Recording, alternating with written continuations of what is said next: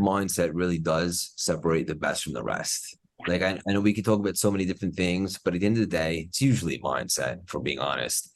And so just the fact that we know, backed by science, most of our thoughts over the course of the day are going to be negative, that we can't necessarily control, right? But thoughts might be random, but thinking is not. And what I mean by that is whenever you find yourself in a lowered frequency, let's say you wake up, you're not on fire, or whatever the case may be, choose a different thought, right? You can choose more empowering thoughts, and then ultimately that will create new empowering beliefs, which obviously ignite new behaviors and actions and ultimately new results. And I know back in the day, like when I was in a pretty dark place, my thoughts were so negative, right? And it's like that you get negative thought momentum that starts to spiral. And then you talk yourself out of all these good things and whatever the case may be. So choose a second thought. Hi, I'm Kelley Namiro. Welcome to the Balancing Chaos podcast, a lifestyle podcast where we'll talk about wellness, motherhood, and some really exciting things in between. My goal is to help you develop a lifestyle that promotes health, wholeness, and success.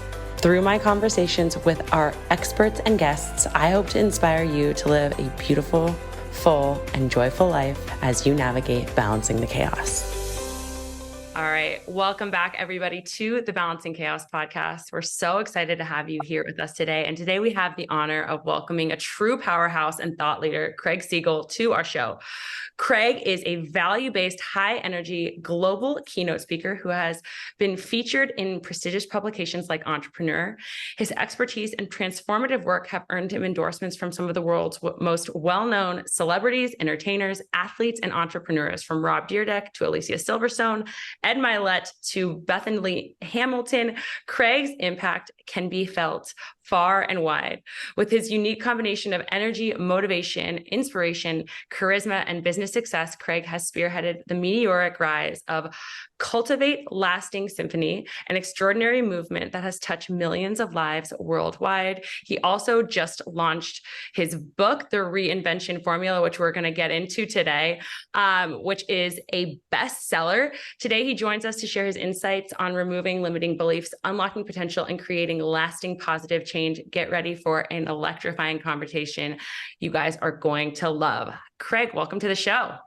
My goodness. So that's what it feels like to be on the other end of an epic intro. That was awesome. I'm feeling nice and elevated. I'm pumped. There's no place in the world I'd rather be than right here with you. Let's have some fun. Let's get nuts. Well, awesome. I love to hear it. So you have your own podcast. Talk a little bit about that, because it's like a huge show. You've created real success from it. Like, talk to me about like what made you want to start that, and what do you think the key to success was just with the show? For specifically the podcast? Yeah. So when I reinvented myself in the pandemic, prior to that, I spent 13 years on Wall Street. I was a gladiator in the wrong arena. I was totally out of alignment. And when I put it all together, 35 years of life in the pandemic, and I went all in on personal development, I didn't want to be the next Tony Robbins. I want to be the first Craig Siegel.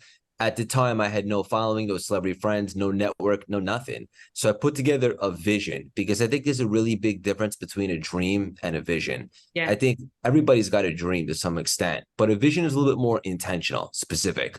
And so when I created CLS, my brand, I kind of created a 10-lane highway, and each lane in the highway would represent a different way for me to make an impact and also generate business, because I don't want to rely upon one thing. So speaking, coaching, podcast, book deal, community, shows, all the things. And then I reverse engineered it. And probably about 6 months in, which is about 2.5 years ago, I started the podcast. And for me, the podcast is one of the coolest vessels, in my entire opinion, out of everything that there is. And here's why. Agreed. Because, it's the best. And for many reasons. Number one, it's like, yes, it's monetized and all that. But I think the podcast is this vessel that enables you to connect with awesome human beings, whether it be celebrities, athletes, Hollywood, thought leaders, just other peers, anybody that you might not have the opportunity with otherwise. And the podcast kind of acts as this excuse or a vessel, if you will, to connect people. And then once you have, and it really makes the world smaller, right? Because you can connect with essentially anybody and have them on your show or vice versa.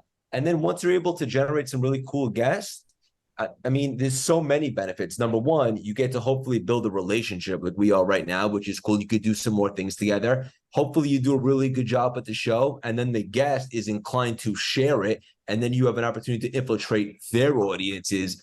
And one of my personal favorites I think is overlooked is when you connect with really awesome human beings, get a chance to actually learn and have an awesome conversation and dive deep. And so for those three reasons and many more, the podcast is one of the coolest things we get to do these days. 100%. I couldn't agree with you more. To me, it's like what I look forward to most. I probably do 2 interviews to 3 interviews a week.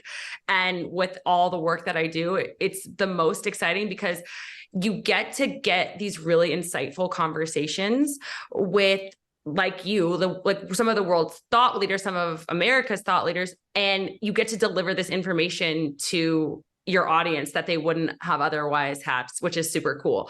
And I want to get to how you kind of created connections with a lot of these really cool people, but let's even rewind it a little further. Talk a little bit about, go back to the pandemic, talk a little bit about like, was there like a low point where you were like, screw this, I don't want to do this Wall Street thing anymore? Like, talk to me a little bit about that, because I always feel like, at least for me, the low point is where like what has the most inspiration. That's at least what started my business. So I would love to hear how that kind of went for you. No doubt. Pain is the portal, right? It would be so nice to say like, oh, let's make a major transformation after a win. It doesn't really happen. And everybody that I've spoken to typically has a massive breakthrough or reinvents himself or something after a season of being sick and tired of being sick and tired. And so for me, on Wall Street a few years back, I had my own business and I was making money, which was cool. And at that season of life, I considered that to be success. And I want to be very clear for your listeners, making money is absolutely a part of success, but it's a part, not the whole thing. And I just found myself in a really dark place a few years back. I just got out of a toxic relationship. My best friend, my dad, had just gotten diagnosed with cancer, still battling. And even though I had my own business, wasn't exactly like I was putting a dent in the universe. I was out of alignment. I wasn't having fun. I was stressed out. And I was so invested in this story, in this movie, if you will, that this was it for me. I'd always make a certain amount of money. I'd always be strung out. I'd never find true love. I wouldn't really love what I do. And all limiting beliefs, yeah? What's that? Limiting beliefs. All of them, you name it. Yeah. And I gave them life and energy. And then I started drinking a little bit more than I'd like to admit, but I didn't stay there very long. I think I was just looking to escape. All of a sudden I started running.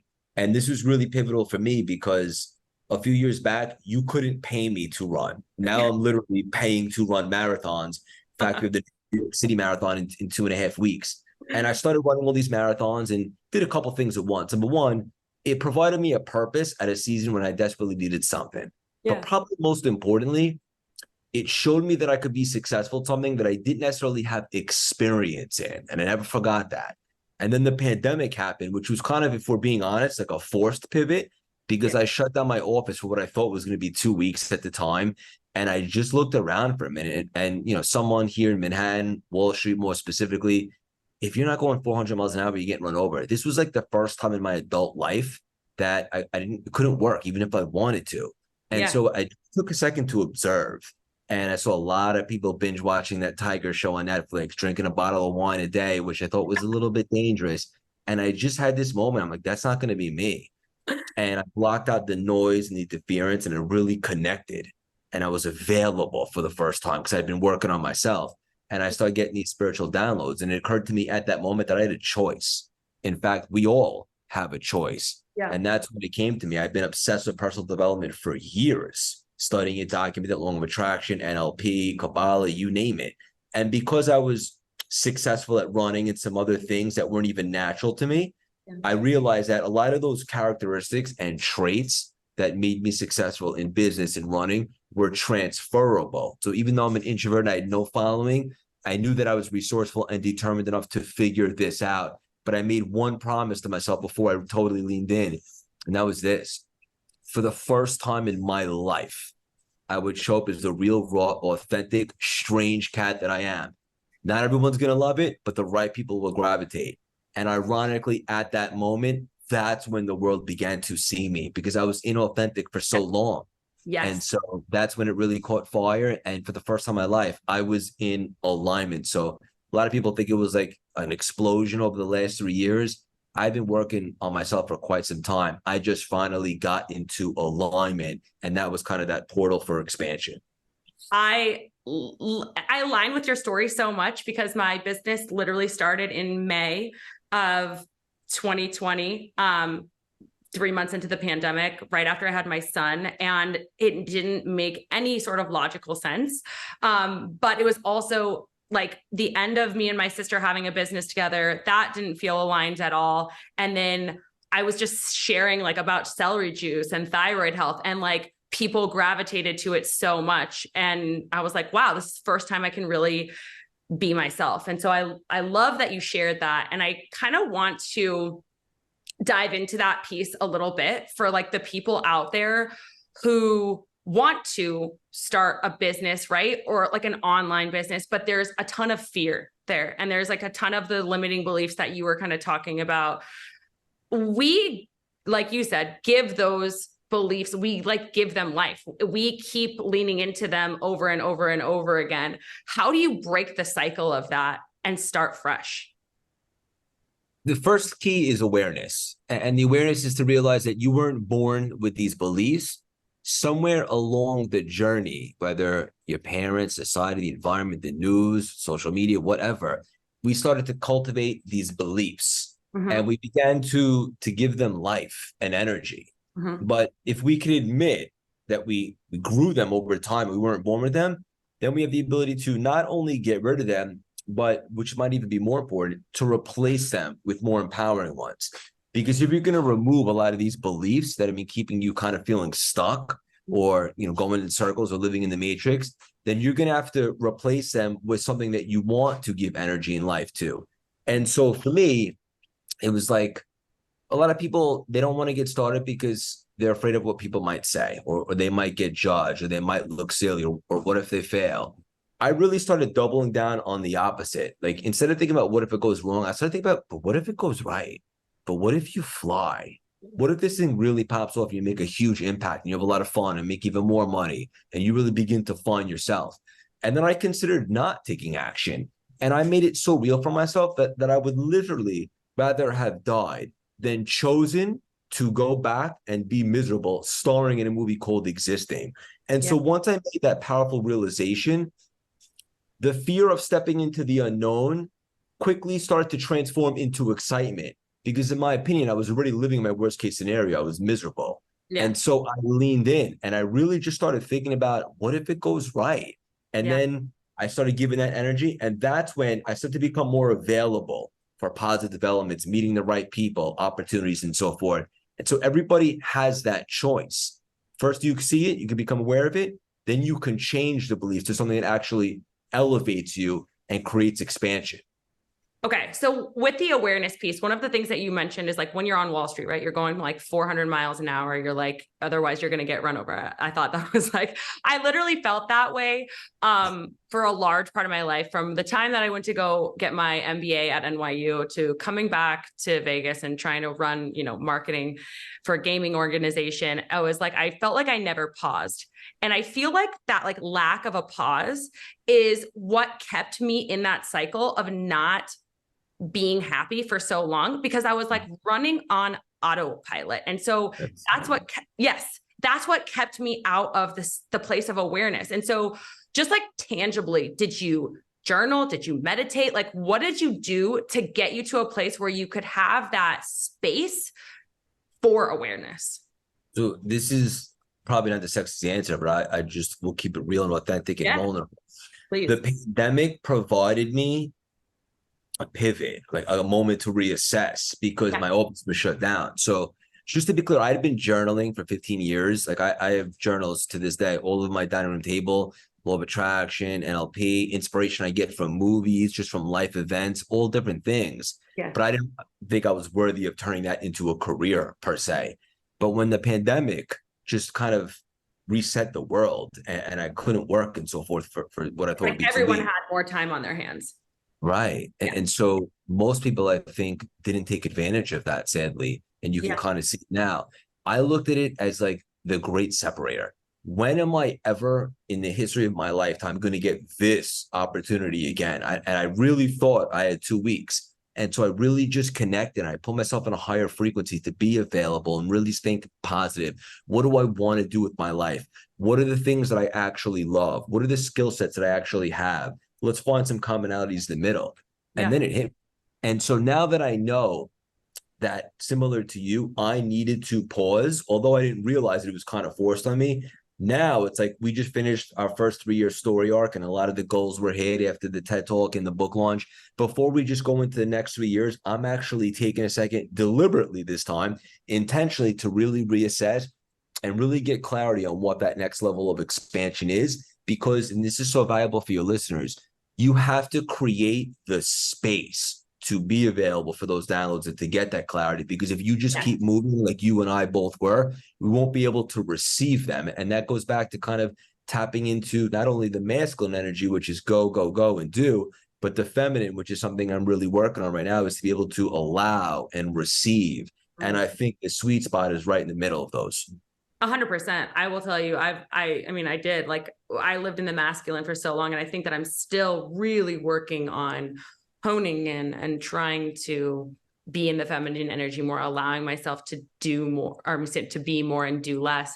And I think that that's hard coming from the culture that, like, American culture that we live in, that is like the whole like philosophy is like work harder, not smarter. It's about how many hours you put in, all of that kind of stuff. And people feel like until I hit X thing, I can't rest. I can't give myself the space. I can't slow down until I do this thing. Advice for those people. I've been there myself, and it's still something I'm working on. Truth of the matter is the grind can only get you so far. Then there's like the energetic and the manifestations, and to tap into that, which is like the limitless field of abundance and potential. If you really want to get to that next level and quantum leap, you have to tap into that stuff. But just to be clear, I want to be responsible. It's not only just sit here and manifest. You have to marry the spiritual with the work, right? The woo with the work, so to speak. And that's a sweet spot. So set your intentions. I like to say, marry the process, divorce the outcome. Set the biggest, scary, audacious goals that you have, the vision board, whatever the case may be. Then detach from that and then work on the work to get there, so to speak. But you can't just keep, you can't work 20 hours a day and get to that next level. Just can't. 100%. You have to be energetically available and so forth. That's how you really get to the next level. I only learned that over the last couple of years. I think that another big issue, before we kind of talk about how you created some of the connections that you have and how you've built this, is for a lot of people, you know, the idea of not just taking space and relaxing, but also just of like really taking a moment to figure out what I want versus what everybody else is projecting onto me and what I think I should want.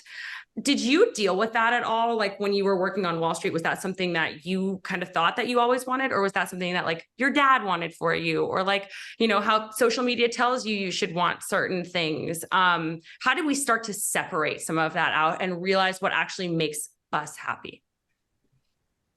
My parents didn't tell me what to do. My parents are the greatest. They're so cute. They're older. They're about to celebrate their 50th anniversary. God bless them. But they didn't like ingrain in me like, oh, you can do whatever you want. You can be whatever you want to be. To be honest, my parents are a little bit pessimistic. Yeah. And so they didn't tell me to go to Wall Street. However, I built up in my head this whole Wall Street persona, and I was living and following in the footsteps of other people's expectations. Yeah. Right? I wasn't myself. All I had to do was wake up and change everything. And so I was showing up like how I thought I wanted the world to perceive me. It's a little confusing if I'm being honest, but nobody gave a shit really. I just created that in your mind. I think I did the same thing. That's really interesting that you say that, because I mean, there were times where my dad had said, oh, I would love for you to work for our family's business, but it was never like, this is forced onto you. You have to do this. I think I created that whole expectation and put that stress and pressure really for the most part on myself. That's so relatable to me. And I got so deep down the rabbit hole.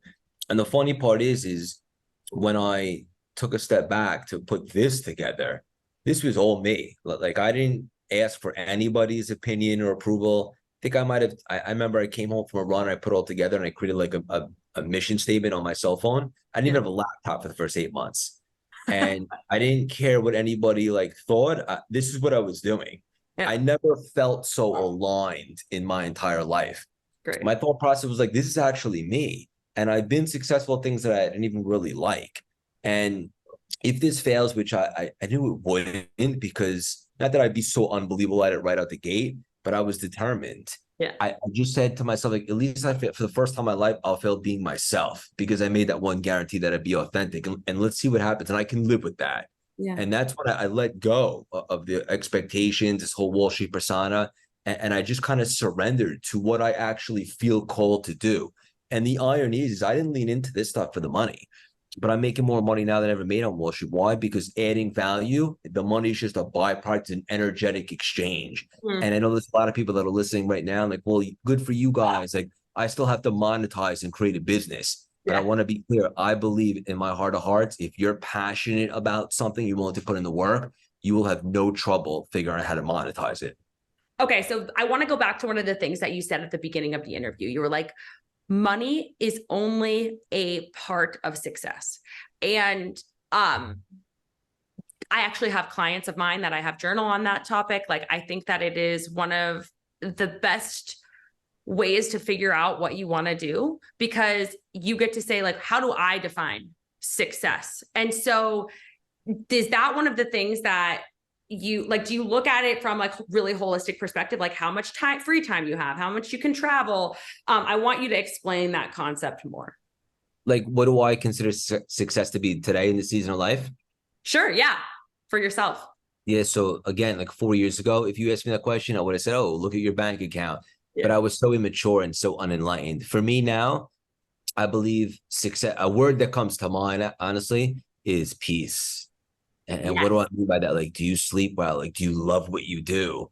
But just to be clear, success is not dominating in just one area. Like, you should strive to be successful or to get better at your career, your relationships, your faith, your spirituality, your fitness. I believe all across the board, you should be striving to pursue goals and be excited about stuff and be on the path. Right. And like, I look at people now and I don't want to be judgmental, but I was this cat. So I have contrast. Like, if you're making a lot of money right now, but like on Mondays, you can't wait for Friday, or you hate your job, or it feels like a job, like, that's not success to me. And maybe that's just my opinion, but I believe you should be aligned and like loving what you're doing in all the areas. And I don't think you can diminish one of those categories. Like, I believe you should try to, it doesn't mean you have to be running marathons or whatever your thing is. You should be active. You should be trying to get better physically, mentally, spiritually, emotionally, and all the things. But a word that really comes to mind is peace. I think that's a beautiful state to be in, is at peace. I completely agree. Not feeling rushed, not feeling like you have to or you should do, but like you want to be there. You're in the moment, you're enjoying yourself. And yeah, for me, I feel like when I leaned into that more, and then I started making more money. So what you said completely fits the bill. So I want to pivot it for a minute and talk a little bit about all of these like celebrity endorsements that you had. Like, I mentioned them all at the beginning: Rob Dyrdek, Mylett, Alicia, Silverstone, all these people who have, in just the last 3 years, like, you've gotten to support your brand, work with you. So you mentioned, you're like, I had no social media following. I didn't have any celebrity connections. How did you do this? Two words come to mind are persistence and consistency. Yes. And also, you have to think really, really, really, really big, right? And so this doesn't mean that I'm right or anyone else is wrong. It's just, for me, when I started to visualize what I wanted my brand to look and feel like energetically over the next few years, like, I'm a big believer in, if you're going to think, you might as well think huge. And so I just thought of CLS as like the Apple of personal development. And the reason why I say Apple is because I just personally associate Apple as like the market leader in technology. Sorry to my Android fans out there. It's just my opinion. No, I agree.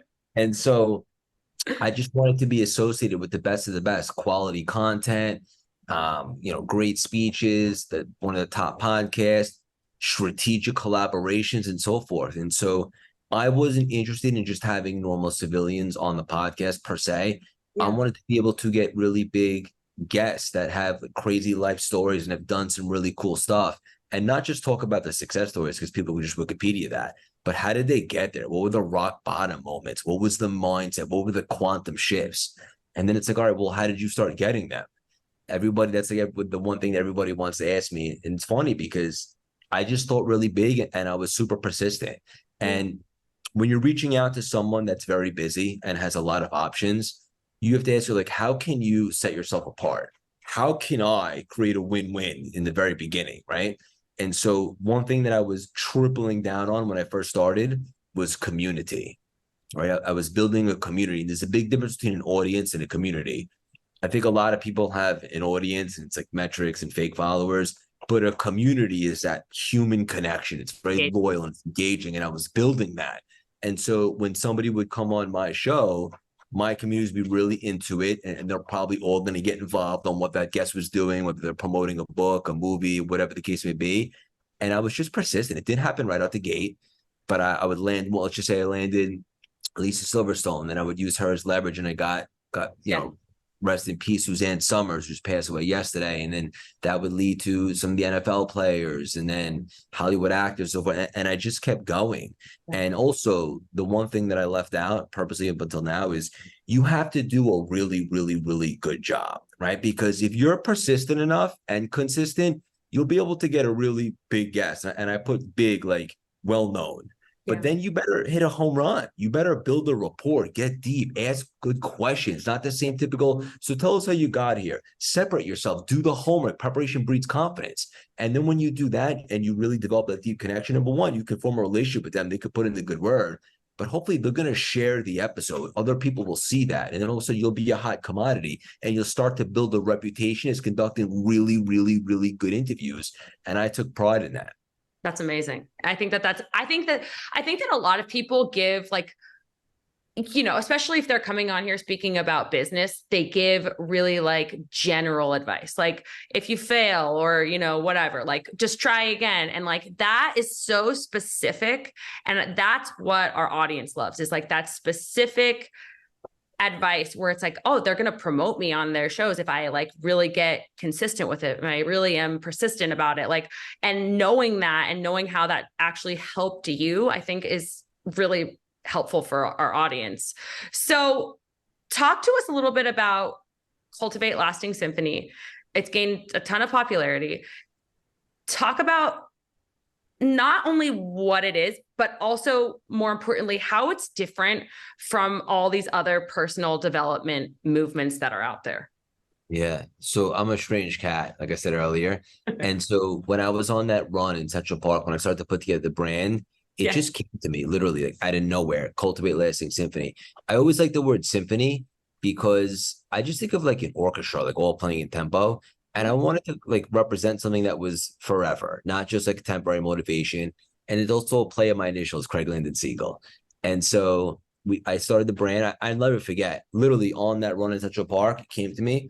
I pulled over on a park bench and there was like a thought that was registered in my brain from years back that you can buy a domain on GoDaddy.com. I'll never forget this. I bought the domain for Cultivate Lasting Symphony. I rushed, like someone had that. And I snatched that domain, and that made it so real for me. And I want your listeners to understand this. Like, it seems like such a small move. It was huge. Got the domain. It's on. I have a company name now. Let's go. And then I started putting on the vision, reverse engineering it. And that meant so much to me at the time. And how is it different? I think what we're doing, it's so personal. It's so intimate.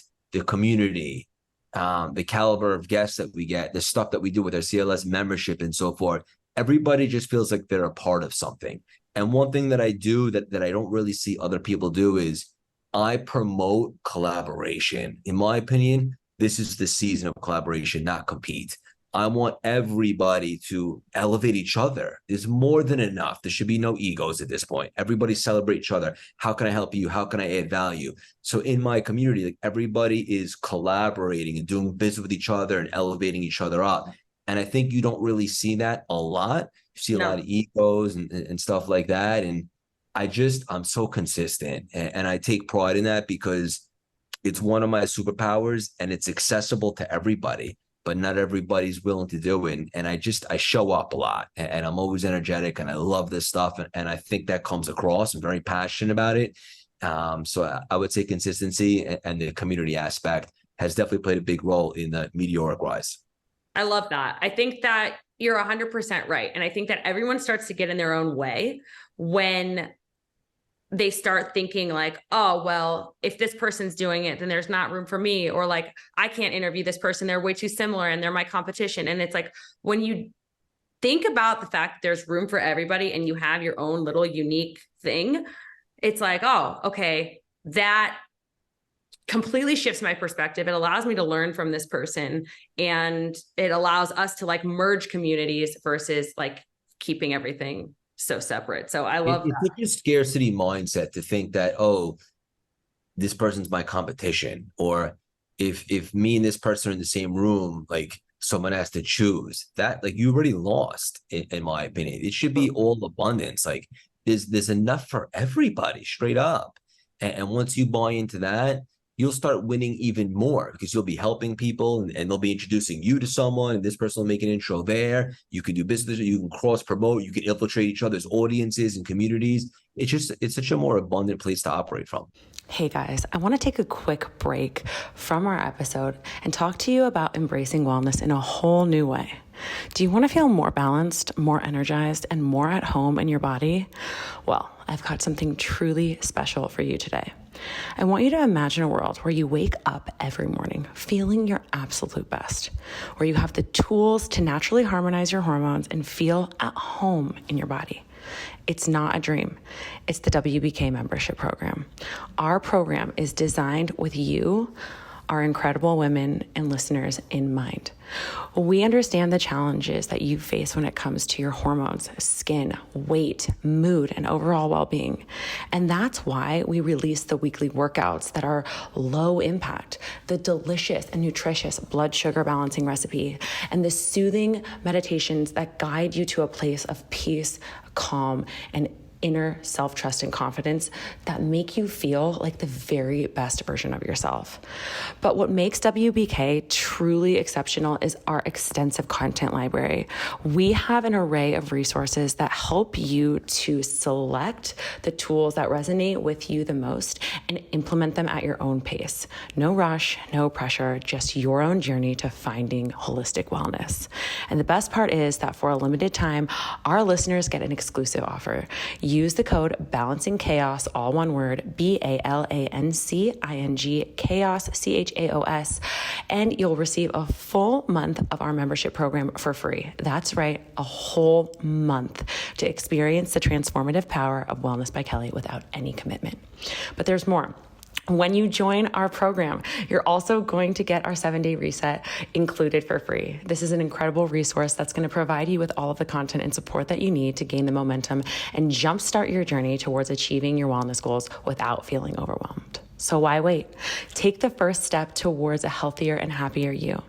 Visit our website at wellnessbykelly.com and use the code Balancing Chaos, BALANCING, to unlock your 1-month free membership and the 7-day reset. It's time to feel more calm, to lose the weight you want to lose, to have better digestion, clear your skin, boost your energy, improve your mood, and so much more. Don't miss out on this incredible opportunity to transform your life. Join WBK today. So one of the things that you, like a lot of people who've been on my show, have brought up multiple times is that it's about the mindset, right? And it's like success and being able to manifest and all of this stuff is about the mindset that you have. And one of the things that I think that's really different and unique about what you've said is that you had this idea and you reverse engineered it. Can you give some tangible tips to somebody who's like, okay, I have this really cool idea.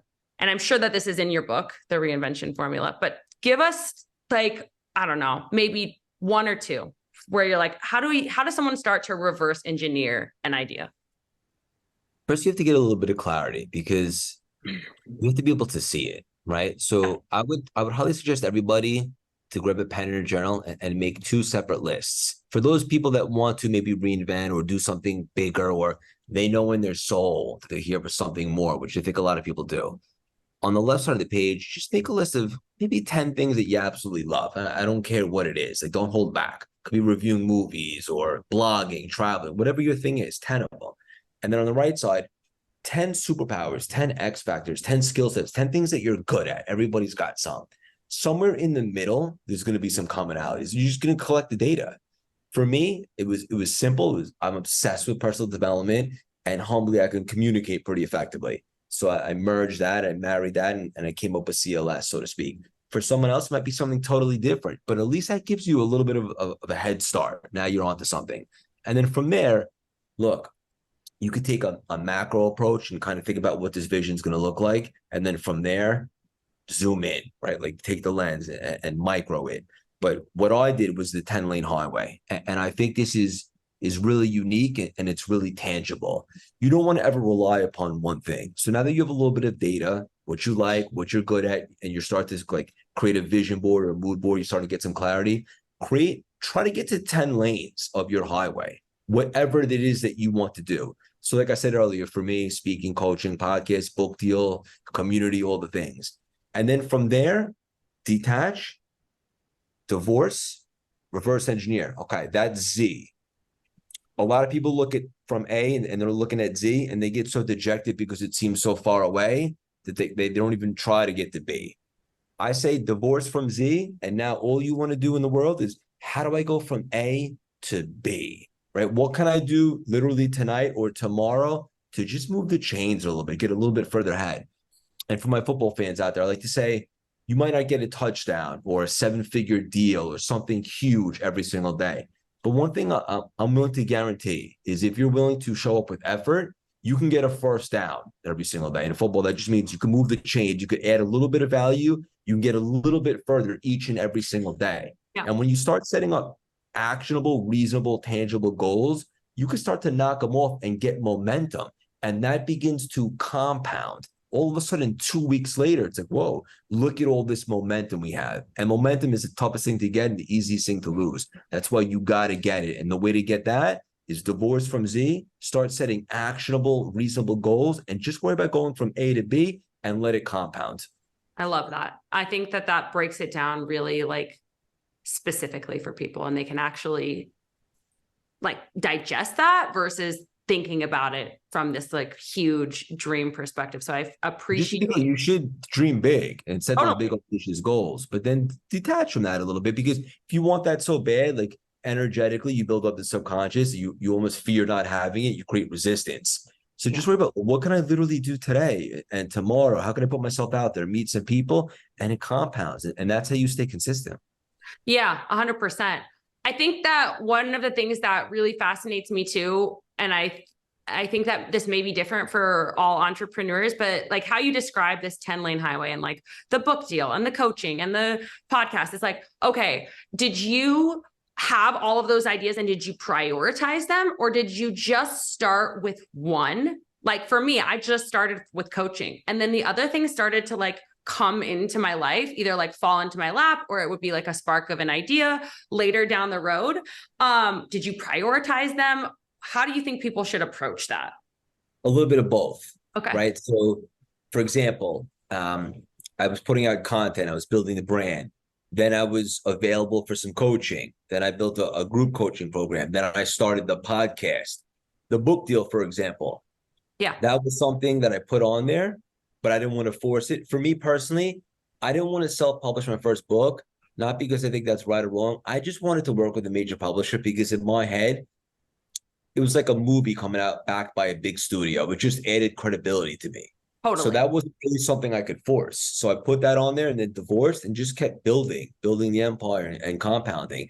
And then I didn't even have a lit agent or a manuscript. Wiley, our publisher, ended up coming to us. So it kind of manifested that one. And then I renegotiated a big deal and so forth. So that one I allowed to come to me. But some of the others I was super intentional with. Like I decided when I wanted to start the podcast and so forth. So you can't force things. Obviously, it has to be an energetic alignment and so forth. But you could definitely be intentional. Yeah. Like for me, it was kind of the opposite where like the podcast, like I just had a PR agency come to me and they're like, "Do you want to start a podcast? We think that this would be great for you." And I'm like, this just fell into my lap. And so I love that. And I think that having all the things on the vision board is great. But again, like you have to be really intentional about some of them. And the advice you've given is really amazing for people who are just beginning. I think that one of the things that a lot of our listeners struggle with, especially the women out there, is this idea of finding the confidence. And what I've found in what you've been saying, and I know what you talk about, is like the consistency piece. The consistency creates confidence because when you keep doing something enough times, you're going to feel more comfortable doing that thing. But if you have any more pieces of advice on how to feel more confident when you're new at something, when you're reinventing yourself, I would love to hear about that. Yeah, so a great question. So there's a difference between confidence and competence, but I'm a big believer in that preparation breeds confidence. Yeah. Right. So like people say, like, how are you such a good interviewer? Like, where do you come up with these questions? I do the homework and I have a team that helps out with that now. So as long as you could prepare yourself, like we just did a TED talk last week, which was really cool because that was another lane. Forgot to mention that one. That was kind of like the last of the 10 lanes. And I had to shift gears pretty quickly from after the book launch to the TED talk. And I hired a coach for that. I'm all about hiring coaches. Now it's funny because I used to think the old Craig, I'll do it myself. But that was so small-minded. Now I take pleasure in hiring a coach for anything that I want to get better in. And so for the TED talk, as it turns out, as opposed to your typical speech or talk where you have an outline and you kind of meet the audience where they're at and you can improvise, a TED talk is memorized to the very word. And all of a sudden I was like, wow, this looks daunting. I have to memorize a 12 to 15-minute speech. Then I took my own advice and it just married the process. And I ended up giving probably the best talk I ever gave in my life. Super pumped about it. It hasn't come out yet on YouTube and so forth. I'm excited to watch this. This is going to be awesome. Thank you. Yeah, it's awesome. But one thing that I learned from that is how much preparation went into that. I knew it like the back of my hand. All I had to do was just deliver it. And there's something to be said about that. Yeah. Right. So even though that was my first TED talk and I couldn't necessarily tie confidence to experience, I prepared big time. I would not be outworked for that specific project. And so now moving forward, you can't memorize every single speech, especially when you talk a lot. But I'll tell you this, I'm going to be a lot more deliberate and intentional with my speech. It's like there's going to be a specific story, a lesson that I want to extract depending upon the audience that I'm with. And so just doing the best that you can to prepare and then give yourself a little bit of grace. There's a great quote that I used to love, well, I still love, by Zig Ziglar. It was, you don't have to be great to start, but you do have to start to be great. Right. So just show up, give yourself permission to be less than perfect. Let go of needing to wait for the perfect time. And for your audience, like if you don't believe me, go back to some of my first pieces of content about 3 years ago. I had no content team. I had no laptop. I had no idea what was going on, but I put myself out there and I wasn't afraid to take messy action. And then once you realize that you didn't die and it's okay if you study your words or the case may be, just keep going. And then you build confidence with that. So you don't necessarily need experience to cultivate confidence. And to the best of your abilities, I would say prepare. Prepare. I love it. Talk about the power of second thoughts, a concept you talk about. Explain the principle, how perspective shifts can help us, whether it's in relationships, brands, businesses, etc. And if you have a practical piece of like experience or an example you could share with us, because I think that this is going to be powerful for our audience. Big mindset really does separate the best from the rest. Like I know we can talk about so many different things, but at the end of the day, it's usually mindset, for being honest. And so just the fact that we know, backed by science, most of our thoughts over the course of the day are going to be negative, that we can't necessarily control, right? But thoughts might be random, but thinking is not. And what I mean by that is whenever you find yourself in a lowered frequency, let's say you wake up, you're not on fire, or whatever the case may be, choose a different thought, right? You can choose more empowering thoughts, and then ultimately that will create new empowering beliefs, which obviously ignite new behaviors and actions and ultimately new results. And I know back in the day, like when I was in a pretty dark place, my thoughts were so negative. Right. And it's like that you get negative thought momentum that starts to spiral. And then you talk yourself out of all these good things and whatever the case may be. So choose a second thought. And I would even suggest having like a queue of empowering beliefs that you can trade in there. Yeah. Literally treat like an intruder, like get the hell out of my mind, the negative thought, trying to take up real estate, and just be able to just switch it up and put in the positive thoughts. And look, it sounds simple, and to an extent it is, but it's not easy. It's simple. Not easy to practice. It's hard to put that into practice, especially if you've been thinking a certain way for your whole entire life. That's it. But surrender to the process. Be super intentional. Be upset. I'm delusionally optimistic. I know the word delusional is like a little controversial, but I'm always optimistic these days. I'm always looking about how can it go right, or what if it works out, or how can we make it bigger? And I just feed that. And as a result, and just to be clear, like I'm human, I have my moments, probably at least one or two a day, but I check myself and I'm like, all right, why am I in this lower frequency right now? This isn't really productive. Right. And then I force myself, I implement the positive thoughts. And then from doing that, I become a vibrational match for all the abundance that I actually desire. So just like anything else, it takes repetition. Are there any specific practices that you put into your own day? Like you've talked a lot about being, like really liking personal development. Obviously, you've created a whole career out of it, but is there anything that you do? Do you meditate? Like what are the things that you've done to kind of practices that are actually like within your day? So non-negotiable for me every single day in the morning is staying mentally fit. And I'm consuming something, whether it's an audiobook or a podcast, something that elevates me and inspires me and I get to learn from. The cool thing now is we talked about the podcast a little bit earlier on. Now I get to learn from all my guests almost every single day when I have a show. So that's pretty cool. But ultimately, I'm not the type of cat that's going to like sit somewhere and just close my eyes and meditate. I always found it challenging to really quiet my mind. I'm not saying I can't do it. I could probably be better at it. But for me, like running these days where the magic happens, when I'm running, it's like a moving meditation. I get my best ideas. I connect with God, and I'm just more of a match for that stuff. So 7 days a week, I work out. 5 days I run. The 2 other days I'll go upstairs and lift weights. That's non-negotiable for me. And that's not for the physicality. Sure, it's great to look good naked, but I'm not a kid anymore. Like that's just, a byproduct. For me, the working out is what generates the connecting and the good ideas and my mindset. And I know that sounds pretty obvious, but it does wonders for me. That's non-negotiable. I pray a little bit every single day. And I guess that's kind of my meditation too. But ultimately, taking in some human development and working out, non-negotiable before I even start my day. Okay. I think that you're honestly the first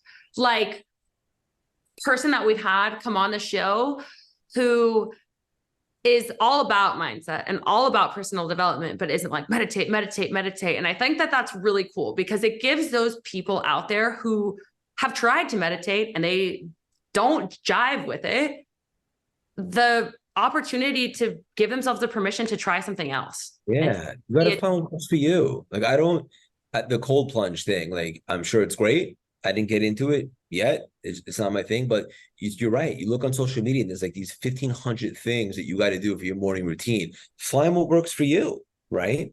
Get 100%. Yourself a good routine, and whatever's good for you is good for the world. So, but take the time, create the space to find the thing. And if meditating is not your thing, that's cool. That's okay. Find your thing. 100%. So we kind of touched on this, but before I ask you our final interview question that I ask everybody, your new book, The Reinvention Formula. Tell us, it's very clear to me in the title, but for our listeners who are in that place where they're like, I know that my soul has more. I know that I have something different to offer the world and something different to give. I'm sure that they want to go out and read this book. Why? Tell them what's in there that they're going to find that's going to actually help them.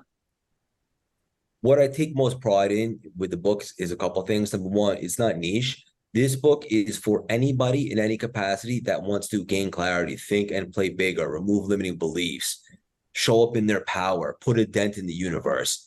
But I think the interesting point is this. When I think of reinvention, I don't mean starting over, because reinvention is not starting over. It's finishing and executing on what you've been dying to do. It's that little whisper to your soul. That's what I encourage everybody to lean into.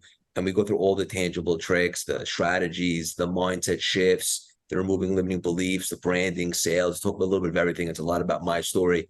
And a lot of the feedback that I've been getting, which really melts my heart, if I'm being honest, is people read it and they say, it seems so attainable that they're hearing it in your voice. Like, I feel like I could do anything.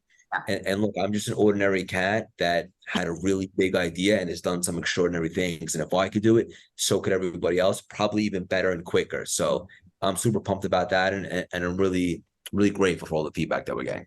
I think that that's what I've enjoyed the most about this interview with you, is that you do make it tangible for people. Whereas most mindset work, most personal development is like this big kind of like, general theory of like, okay, you're going to shift your thoughts, but like you break it down. You talk about the reverse engineering, you make it actionable for people. You talked about like the 2 sides of the journal, like that action piece and those steps that people can take to actually be able to take one step in the direction of the dream versus just be like, oh, like it's kind of just drifting out there. Like, I love that. And I think that that is so what everyone is going to love about this interview and about the book. So I appreciate you kind of Thank you, Suzanne. I'm like you too. Like I want something tangible that I can sink my teeth into. That's why, like in the book, the first way I started out, and I talk about it often, is like, this book is only potential power. You actually have to execute and do stuff. The good news is I'll tell you exactly how, but then it's on you to take action and actually execute. But it's so important to have something tangible. Okay, so this is what I have to do. Now I can hit the ground running, as opposed to just your typical motivational stuff. 100%. I think that's where the power of this whole conversation and of more importantly of your book lies, is that people can actually execute when they've been kind of out there dreaming for a really long time. It's like, oh, okay, this is the secret sauce. This is how I do it. So the last question I ask everybody is, okay, we live in this really crazy world. We talked about you on Wall Street. I'm a mom of 2. I'm running a business. Life often feels like you're balancing the chaos, which is the title of our podcast. What is your greatest tip? Because you're, again, like a multi-passionate entrepreneur. You're doing a million different things, but somehow you do have this sense of peace within you. How do you balance it? I don't even know what balance is these days. How do you, like, what? I don't know what balance is. For me, I encourage everybody to design a life that you absolutely love. So for example, you don't need to take a vacation to get away from your career. Yes. You can perhaps do your career on a different geographical location. And that's just one example. Not everybody has to be an entrepreneur per se, but you want to be in alignment. I know I've said that word a couple times, but when you're in alignment, like there's no really, really, really big problems. Like back in the day when I would have stress, it was like, all right, I'll overcome this and I have to do it all again tomorrow. Now it's like when you do what you love and there's a setback or a challenge or an obstacle, specifically in entrepreneurship, because spoiler, there's ups and downs. You start thinking more of an approach of like, this is just a problem that I need to solve. And it becomes fun and exciting. Everything you can figure everything out. It's like, I'll figure this out because I've done it before. I think that that's a really great perspective to have. That's it. And also like with relationships, like don't try to stay in something that's not for you. I'm not telling anyone to get divorced, but don't settle. Like be with the right people, whether it's business, relationships, just be in alignment. It's okay to be by yourself. Take some time. But it all starts with knowing who you are, being authentic and knowing what you want, and then striving for those particular things. And if something doesn't feel good to you or feels like it's like you're trying too hard, I think that's great feedback that you're probably not in alignment with that particular job or that particular relationship. Not to say that everything's always smooth sailing, because it's not, but it should feel good. You should feel in a higher elevated frequency and feel in alignment. And if you're doing that across all areas, to me, that's my balance. I love that you even gave that kind of acknowledgement towards feeling, because you said alignment a few times, and it's like, what does not being in alignment feels like? And it's like, it kind of just feels off and icky and like you're not looking forward to it. And like, there are certain parts of everybody's career, right? Like, I don't want to do like certain administrative things, but then it's like, once you get into a groove of it, then you hire someone to take up the parts that like you don't really enjoy anymore. And so there's always opportunity in that, but it's figuring out what isn't in alignment for you and creating a life that is. I'm sure everyone can relate at some point to being in a relationship and like deep down, like this doesn't feel so good, but you're trying to make it work, or you're trying to change the person, or you're trying to change yourself to be with the person. That's a great indication that it's not in alignment, right? It should feel smoother. And again, there'll still be some turbulence once in a while, but for the most part, it feels like a great vibrational match. And like you said, there'll be some tasks that you don't want to do, but it's okay. It's a part of the process. Eventually you'll delegate and so forth. Alignment's huge. 100%. And no one's ever said that either. We've gotten some really great responses, but I think that if everyone can just take away one thing, if you can go home tonight and take pen to paper and say, like, these are the things that don't feel in alignment in my life, and these are the things that do, it's a really great place to start as you work towards, building a life that you actually love. And on top of that, getting Craig's book and reading that and getting all the tangible tools there. Craig, where can everybody find you? On social media at Craig Siegel _CLS. Anywhere you listen to podcasts, CLS Experience. Anywhere you buy books, the Reinvention Formula. If you're in the US, like inspirational text throughout the week, you can text us 917-634-3796. Text the word Kelley, so I know you heard it here. Come say hello. I love to interact. There's a good chance it'll be me. And I love to interact with awesome humans doing big things. Awesome. Well, everybody go watch Craig's TED Talk when it comes out. Go get the book. Thank you for being here. We really appreciate your time. Thank you for having me. That was great. I hope that you loved that episode and that you found some helpful tools and insights to help you heal and come back to the most vital version of yourself. If you did, please rate, review, and subscribe to our show. That's the best way to support us. You can follow me on Instagram at Wellness by Kelley and sign up now for the 7-day free trial of the WBK app and our health and hormones course through Labor Day. When you do, you'll get 20% off of the course and 10% off the annual membership. For the course, use the code BalancingChaos20, that's BALANCINGCHAOS20. And for the membership, use the code BalancingChaos, all one word. In our course, you'll get access to an emailed lab review, plus protocols that are built out to help you heal whatever hormonal imbalance you're struggling with. For our membership, you'll receive a library of content in our app with low-impact workouts, blood sugar balancing recipes, and mindfulness meditations, all designed to help you balance your hormones naturally and feel like your most beautiful, joyful, and vital self. Thanks so much for joining me. See you in the next episode.